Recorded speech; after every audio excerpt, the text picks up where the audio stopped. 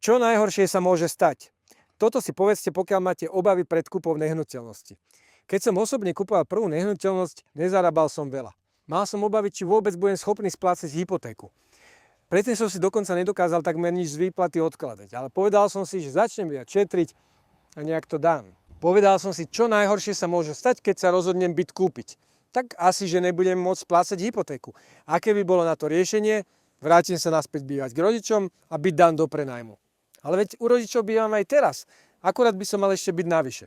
Dobre, a čo keby sa mi nepodarilo nájsť nájomníka, prípadne ani s nájomníkom by som nedokázal splácať hypotéku? Tak v tom prípade by som musel byt predať, nemal by som byt, býval by som znova u rodičov. Kurník, ale však u rodičov bývam aj teraz, tak čo môžem stratiť? Ale viete, čo je zaujímavé? Keď som sa definitívne rozhodol, že ten byt kúpim, tak už onedlho som v práci dostal lepšiu pozíciu a začal som viac zarábať. Verte, že keď sa pre niečo definitívne rozhodnete a nastavíte si to v mysli, tak možno aj ten vesmír vám s tým trošku pomôže.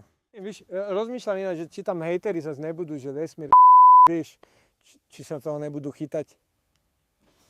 Ja si nastavím mysli, ja si nastavím vesmír, vieš, už vidím tie komenty.